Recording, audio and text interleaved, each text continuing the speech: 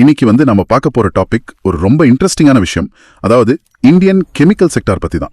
நீங்க அந்த செக்டார்ல already invest பண்ணிருக்கலாம், இல்ல புதுசா வாங்கலாமான்னு யோசிச்சுட்டு இருக்கலாம். ஸோ 2025ல நடந்த அந்த ஒரு பெரிய வீழ்ச்சி, அந்த கிரைசிஸ்ல இருந்து இப்போ 2026ல எப்படி ஒரு மிகப்பெரிய ரிகவரியா இது மாறி இருக்கு அப்படிங்கறத பத்தி தான் இந்த டீப் டைவ்ல நம்ம பார்க்க போறோம்.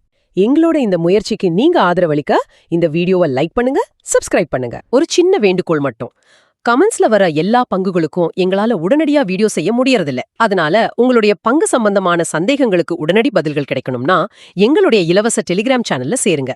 அதோட லிங்க் கீழே டிஸ்கிரிப்ஷன்ல இருக்கு.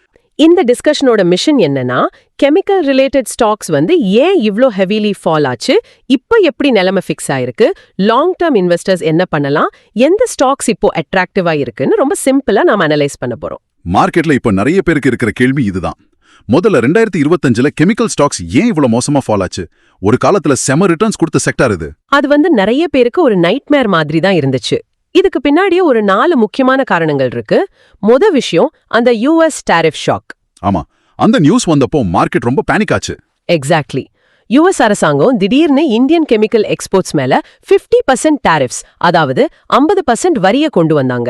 இதனால கிட்டத்தட்ட $4 பில்லியன் வர்த் எக்ஸ்போர்ட்ஸ் ரொம்பவே பாதிக்கப்பட்டுச்சு. 50% வரிங்கிறது ரொம்ப அதிகம் இல்லையா? ரொம்ப அதிகம். இப்போ இத ரொம்ப சிம்பிளா புரிஞ்சுக்கலாம். நீங்க ஒரு கெமிக்கலை ஒரு $100 US மார்க்கெட்ல விக்கிறீங்கன்னு வச்சுப்போம். அதுல உங்களுக்கு ஒரு $15 ப்ராஃபிட் கிடைக்குது. இப்போ திடீர்னு US கவர்மெண்ட் நீங்க விக்கிற ஒவ்வொரு $100க்கும் எனக்கு $50 வரி கட்டணும்னு சொன்னா என்ன ஆகும்? லாபமே இருக்காது, மொத்தமா நஷ்டம் தான் வரும். அதான் நடந்துச்சு. உங்களால விலைய உடனே 150ன்னு ஏத்த முடியாது. ஏன்னா அங்க வாங்குறவங்க வேற நாட்டுக்காரங்க கிட்ட போயிடுவாங்க. சோ அந்த வரிய சமாளிக்க நம்ம கம்பெனிஸ் அவங்களோட ப்ராஃபிட் மார்ஜினை ரொம்பவே குறைச்சுக்கிட்டாங்க. இதனாலதான் ப்ராஃபிட் மார்ஜின் இவ்ளோ அடி வாங்குச்சு. ஆனா இது மட்டும் காரணம் இல்லையே, சீனாவுடைய ரோல் இதுல ரொம்ப பெருசுன்னு நான் படிச்சிருக்கேன். கரெக்ட். அங்கதான் 2வது பெரிய பிரச்சனையா ஆரம்பிச்சது. அதான் சைனீஸ் டம்பிங். சைனாக்காரங்க கிட்ட ஸ்பெஷாலிட்டி கெமிக்கல்ஸ்ல மிகப்பெரிய ஓவர் கெப்பாசிட்டி இருந்துச்சு. அவங்க தேவைக்கு அதிகமா ப்ரொடியூஸ் பண்ணிட்டாங்க. அவங்க ஊர்ல ரியல் எஸ்டேட் பிரச்சனை, டிமாண்ட் கம்பி, அதனால தானே? ஆமா. உள்நாட்டுல டிமாண்ட் குறைஞ்சதும் குளோபல் மார்க்கெட்ல அந்த கெமிக்கல்ஸ ரொம்ப கம்மியான விலைக்கு அக்ரெசிவா டம்ப் பண்ண ஆரம்பிச்சாங்க. டம்ப் பண்றதுனா அவங்க ப்ரொடக்ஷன் காஸ்ட் விட கம்மியா வித்தாங்களா? எக்ஸாக்ட்லி. Below cost pricing.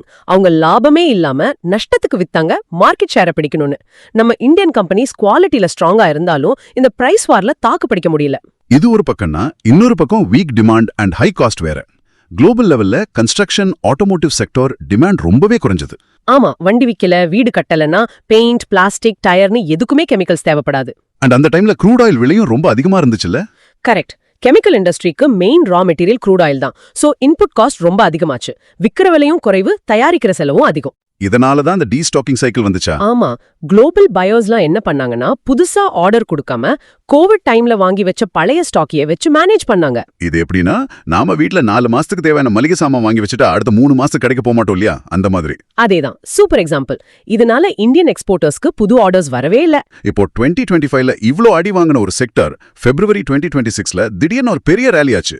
ஆமா, February 3 February 3, 2026ல நிஃப்டி கெமிக்கல்ஸ் இண்டெக்ஸ் ஒரே நாள்ல 5.6% ஏறிச்சு. அதாவது 1560 பாயிண்ட்ஸ் சர்ஜ் ஆச்சு. ஆர்டி இண்டஸ்ட்ரீஸ் பாத்தீங்கன்னா 19% ஜம்ப். PCBL, குஜராத் ஃப்ளோரோகெம் மாதிரியான ஸ்டாக்ஸ்லாம் 15% வரைக்கும் கெயின் ஆச்சு. இதுக்கு என்ன மெயின் காரணம்? February 2026ல நடந்த அந்த India US interim trade deal. இதுதான் மார்க்கெட்ல மிகப்பெரிய டர்ன் அரவுண்ட் ட்ரிகர். அந்த 50% டாரிஃப் போட்டாங்களே, அத பத்தின டீல் தானே இது? எக்ஸாக்ட்லி. US கவர்மெண்ட் அந்த டாரிஃப்ஸ 50%ல இருந்து 18%ஆ குறைச்சிட்டாங்க. வாவ், 18%னா பெரிய ரிலீஃப் ஆச்சு. ரொம்ப பெரிய ரிலீஃப். இதனால வியட்நாம், தாய்லாந்து மாதிரி நாடுகளுக்கு ஈக்குவலா நம்ம இந்தியன் எக்ஸ்போர்ட்டர்ஸ்க்கும் ஒரு காம்படிட்டிவ் பிரைஸ் கிடைச்சிருக்கு. ஆனா இதுல நிறைய இன்வெஸ்டர்ஸ்க்கு ஒரு டவுட் இருக்கும். டாரிஃப் குறைஞ்சா லாபம் கொஞ்சம் அதிகமாகும், ஆனா ஸ்டாக் பிரைஸ் ஏன் 15-20% ஒரே நாள்ல ஏறிச்சு? ஏன்னா இங்கதான் ஆபரேட்டிங் லெவரேஜ் அப்படிங்கிற கான்செப்ட் உள்ள வருது. ஓகே, அத கொஞ்சம் சிம்பிளா சொல்ல முடியுமா? கண்டிப்பா. நீங்க ஒரு ஃபேக்டரி வச்சிருக்கீங்கன்னு வச்சுக்கலாம். அதுல மாசத்துக்கு 100 பொருட்கள் தயாரிக்கலாம். ஆனா டிமாண்ட் இல்லாததால நீங்க 50 தான் தயாரிக்கிறீங்க. ஃபிக்ஸ்டு காஸ்ட் அப்படியே தான் இருக்கும். இப்போ இந்த US டாரிஃப் குறைஞ்சதால நிறைய ஆர்டர் வருது. நீங்க இப்போ 100 பொருட்களும் தயாரிக்கிறீங்க. ஓஹோ. உங்களோட செலவு பெருசா ஏறல, ஆனா ப்ரொடக்ஷன் ஃபுல் கெபாசிட்டில நடக்கும்போது லாபம் பல மடங்கு எக்ஸ்பேண்ட் ஆகுது. இதுக்கு பேர் தான் ஆபரேட்டிங் லெவரேஜ். ப்ராஃபிட் மார்ஜின் செம்மையா எக்ஸ்பேண்ட் ஆகுது இப்போ. கிளியர். இது கூடவே அந்த சைனா +1 ஸ்ட்ராட்டஜியும் இப்போ உண்மையாவே வேலை செய்ய ஆரம்பிச்சிருக்குன்னு சொல்லலாமா? கண்டிப்பா யுஎஸ் பையர்ஸ் இப்போ சைனாவை விட்டுட்டு ஆல்டர்னேட்டிவா இந்தியாவை தேடி வராங்க. அவங்களுக்கு ஒரு ஸ்டேபிளான சப்ளை செயின் வேணும். அண்ட் அந்த ரூபி ஸ்டெபிலிட்டியும் ஒரு ஃபேக்டர் தானே? ஆமா, டாலருக்கு எதிரான நம்ம ரூபாயோட மதிப்பு 89.50ல இருந்து 89 லெவல்ஸ்ல ஸ்டேபிளா இருக்கு. இது இன்புட் காஸ்ட் கொஞ்சம் குறைச்சிருக்கு. இதெல்லாம் ஷார்ட் டேர்ம் ட்ரிகர்ஸ். ஆனா கெமிக்கல் செக்டாரோட லாங் டேர்ம் growth டிரைவர்ஸ் என்னென்ன? லாங் டேர்ம்ல இந்தியா ஒரு கெமிக்கல் ஹப் ஆஃப் த வேர்ல்டா மாறிட்டு இருக்கு. அது எப்படி சொல்றீங்க? ஏன்னா நம்ம டொமெஸ்டிக் பூம், இந்தியாவோட ஜிடிபி growth இப்போ 6.5ல இருந்து 7.5% வரைக்கும் இருக்கு. நாளுக்கு நாள் கன்ஸ்ட்ரக்ஷன், ஆட்டோமோட்டிவ், எஃப்எம்சிஜி செக்டர்ஸ்லாம் வளருது. சோ நம்ம ஊருக்குள்ளேயே கெமிக்கல் டிமாண்ட் ரொம்ப அதிகமாகுது, ரைட்? ஆமா, நம்ம எக்ஸ்போர்ட்டை மட்டும் நம்பி இல்ல, உள்நாட்டிலேயே செம டிமாண்ட். இதுல இன்னொரு முக்கியமான ஷிஃப்ட் இருக்கு, ஸ்பெஷாலிட்டி கெமிக்கல்ஸ் ஷிஃப்ட். நான் பார்த்த வரைக்கும் முன்னாடி நாம பேசிக் கெமிக்கல்ஸ் தான் பண்ணிட்டு இருந்தோம். கரெக்ட். பேசிக் கெமிக்கல்ஸ்ல லாபம் கம்மி, காம்படிஷன் அதிகம். ஆனா இப்போ நாம அட்வான்ஸ்ட் ஸ்பெஷாலிட்டி கெமிக்கல்ஸ்க்கு மாறிட்டு இருக்கோம். அதாவது இந்த ஃப்ளூரின் கெமிஸ்ட்ரி, செமிகண்டக்டர் கெமிக்கல்ஸ் மாதிரி விஷயங்களா? EV batteries, AC cooling, electronic chips, இதுக்கெல்லாம் இந்த ஹை அண்ட் கெமிக்கல்ஸ் தான் தேவை. இதுல லாபமும் அதிகம். உங்களை போலவே பலரும் தங்களோட போர்ட்ஃபோலியோவை ஆழமா புரிஞ்சுக்க விரும்புறீங்க. அதுக்காக நாங்க இப்போ போர்ட்ஃபோலியோ அனாலிசிஸ் மற்றும் ரீஸ்ட்ரக்சரிங் சர்வீஸ் ஆரம்பிச்சிருக்கோம். இதுல ஆர்வம் இருந்தா டிஸ்கிரிப்ஷன்ல இருக்கிற மெயில் ஐடிக்கு எங்களை காண்டாக்ட் பண்ணுங்க. அண்ட் பட்ஜெட் 2026 சப்போர்ட் பத்தியும் நாம பேசி ஆகணும். கவர்மெண்ட் புதுசா கெமிக்கல் பார்க்ஸ்லாம் கொண்டு வராங்க. ஆமா, அதுல ரொம்ப முக்கியமானது அந்த சிசியூஎஸ் ப்ராஜெக்ட், கார்பன் கேப்சர் யூட்டிலைசேஷன். இதுக்காக 20,000 crores அலோகேட் பண்ணிருக்காங்கன்னு ஒரு இன்ஃபர்மேஷன் பார்த்தேன். அது ரொம்ப பெரிய விஷயம். ஃபேக்டரிஸ்ல இருந்து வர்ற கார்பனை புடிச்சு மறுபடியும் யூஸ்ஃபுல் கெமிக்கல்ஸா மாத்துற டெக்னாலஜி அது. சூப்பர். கூடவே PLI ஸ்கீம்ஸும் எக்ஸ்டெண்ட் பண்ணிருக்காங்க. இதெல்லாம் பாசிட்டிவ் நியூஸ். ஆமா. So what does this all mean? Long term investors இப்போ என்ன பண்ணணும்? மார்க்கெட்ல ஏகப்பட்ட ஸ்டாக்ஸ் இருக்கு. எதை செலக்ட் பண்றது? இது நம்ம ஒரு 3 கேட்டகரியா பிரிக்கலாம். ரொம்ப சிம்பிளா சொல்றேன். First conservative long term stocks. Okay, risk கம்மியா எடுக்க நினைக்கிறவங்களுக்கான ஸ்டாக்ஸ். ஆமா, இதுல ரொம்ப முக்கியமானது PI இண்டஸ்ட்ரீஸ். ஏன்னா அவங்க கிட்ட 0 டெட் இருக்கு, கடன் கிடையாது. கடன் இல்லனாலே மார்க்கெட் விழும்போது ஸ்ட்ராங்கா நிப்பாங்க. கரெக்ட். அது தவிர SRF, வினாட்டி ஆர்கானிக்ஸ், அத்துல், இந்த கம்பெனிகள்லாம் பல வருஷமா கன்சிஸ்டன்டா பெர்ஃபார்ம் பண்ணிட்டு வராங்க. ரெண்டாவது கேட்டகரி என்ன? growth focused stocks. ஃபியூச்சர் ட்ரெண்ட்ஸை பிடிச்சு வளரக்கூடிய கம்பெனிஸ். உதாரணத்துக்கு நவீன் ஃப்ளோரின், இவங்க EV கெமிக்கல்ஸ்ல ரொம்ப ஸ்ட்ராங். ஓகே, அப்புறம் தீபக் நைட்ரைட் மாதிரியான கம்பெனிகளா? ஆமா, Deepak nitrite, Gujarat Fluorochem, fine organics, இவங்கெல்லாம் சைனா +1 ஸ்ட்ராட்டஜில நேரடியா லாபம் அடையிற ஸ்டாக்ஸ். மூணாவது கேட்டகரி என்னவா இருக்கும்? கொஞ்சம் ரிஸ்க் எடுக்கிறவங்களுக்கானதா? எக்ஸாக்ட்லி, அக்ரெசிவ் அல்லது ரிகவரி ஸ்டாக்ஸ். இதுல ஆர்த்தி இண்டஸ்ட்ரீஸ், UPL மாதிரி ஸ்டாக்ஸ் வருவாங்க.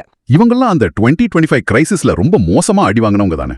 ஆமா, ஆனா இப்போ டிமாண்ட் திரும்ப வரும்போது ரொம்ப வேகமா பவுன்ஸ் பேக் ஆகுற ஸ்டாக்ஸ் இவங்க தான். ஓகே, ஸ்டாக்ஸ் பத்தி சொல்லிட்டீங்க. ஆனா இன்வெஸ்டர் ஸ்ட்ராட்டஜி எப்படி இருக்கணும்? இப்போ போய் மொத்தமா பணத்தை போடலாமா? கண்டிப்பா கூடாது. பேனிக் செல் பண்ணவும் கூடாது, பேனிக் பை பண்ணவும் கூடாது. இந்த ஃபால் ஒரு சைக்ளிக்கல் கரெக்ஷன் தான், ஸ்ட்ரக்சரல் பிரச்சனை கிடையாது. சோ குவாலிட்டி ஸ்டாக்ஸை ஹோல்ட் பண்ணணும். ஆமா, ஹோல்ட் பண்ணுங்க. மார்க்கெட் எப்பெல்லாம் கொஞ்சம் டிப் ஆகுதோ அப்போ அக்யூமுலேட் பண்ணுங்க.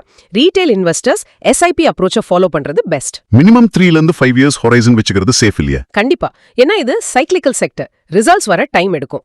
நல்ல பாயிண்ட். இதெல்லாம் சரி, ஆனா ரிஸ்க்ஸ் என்ன? பாசிட்டிவ்ஸ் மட்டுமே பேசிட்டு இருக்க முடியாது. கரெக்ட். ஒரு 4 முக்கியமான ரிஸ்க்ஸ் இருக்கு. முதல் விஷயம் ஃபீட் ஸ்டாக் டிபெண்டன்ஸ். நாம இன்னும் ரா மெட்டீரியல்ஸ்க்கு இம்போர்ட்ஸ் தானே நம்பி இருக்கோம். ஆமா, 70% கெமிக்கல் ஃபீட் ஸ்டாக்குக்கு நாம இன்னும் க்ரூட் ஆயில், கேஸ் இம்போர்ட்டை தான் நம்பி இருக்கோம். குளோபல் மார்க்கெட்ல ஆயில் பிரைஸ் ஏறுச்சுன்னா நம்ம லாபம் மறுபடியும் அடி வாங்கும். ரெண்டாவது ரிஸ்க் அந்த சைனீஸ் காம்படிஷனா? அதேதான். சைனாவோட ஸ்கேல் ரொம்ப பெருசு. அவங்க சும்மா இருக்க மாட்டாங்க. மறுபடியும் ஏதாவது பிரைஸ் வார் ஆரம்பிச்சாங்கன்னா நம்ம கம்பெனிஸ் பிரஷரை ஃபேஸ் பண்ணணும். மூணாவது ரிஸ்க் என்ன? Technology gap. இது நம்ம ரொம்ப கவனிக்க வேண்டிய விஷயம். குளோபல் கம்பெனிஸ்லாம் அவங்க ரெவென்யூல 4ல இருந்து 5% R&Dல, அதாவது ரிசர்ச்ல ஸ்பெண்ட் பண்றாங்க. நாம எவ்வளவு ஸ்பெண்ட் பண்றோம்? நம்ம வெறும் 1ல இருந்து 2% தான் ஸ்பெண்ட் பண்றோம். இது பத்தாது. ஓகே, லாஸ்ட் ரிஸ்க் அந்த சிக்லிக்கல் நேச்சர் தானே? ஆமா, கெமிக்கல் செக்டார் எப்போதுமே இன்ஹெரன்ட்லி சிக்லிக்கல். உலக பொருளாதாரம் எப்படி இருக்கோ அதை பொறுத்து தான் இது மூவ் ஆகும். ஓகே, சோ இந்த டீப் டைவ்ல இருந்து நாம தெரிஞ்சுக்க வேண்டியது இதுதான். இந்தியன் கெமிக்கல் செக்டர் ஒரு 18 months டவுன் சைக்கிளுக்கு அப்புறம் இப்போ ஒரு கிரிட்டிக்கல் இன்ஃப்ளெக்ஷன் பாயிண்ட்ல நிக்குது. Exactly. US tariff relief, China +1 strategy எல்லாமே சேர்ந்து ஒரு பெரிய ரிகவரியா கொடுத்திருக்கு. லாங் டர்ம் இன்வெஸ்டர்ஸ்க்கு இது ஒரு நல்ல வாய்ப்பு. ஆமா. உங்களோட போர்ட்ஃபோலியோல கெமிக்கல் ஸ்டாக்ஸ் இருக்கான்னு கமெண்ட் பண்ணுங்க. இது எந்த வகையிலும் நிதி ஆலோசனை கிடையாது. ஆமா, அது மிக மிக முக்கியம். முதலீடு சம்பந்தப்பட்ட எந்த ஒரு தனிப்பட்ட முடிவுக்கும் நீங்க உங்க நிதி ஆலோசகர்கிட்ட கலந்து பேசணும். இந்த உரையாடல் கல்வி நோக்கங்களுக்காக மட்டுமே. ஆமா, நாங்க எந்த பங்கையும் வாங்கவோ விற்கவோ பரிந்துரைக்கல. இந்த தலைப்பை பத்தி நீங்க என்ன நினைக்கிறீங்கன்னு கமெண்ட்ஸ்ல சொல்லுங்க. இந்த வீடியோவை பார்த்ததுக்கு நன்றி. மீண்டும் சந்திப்போம். நன்றி.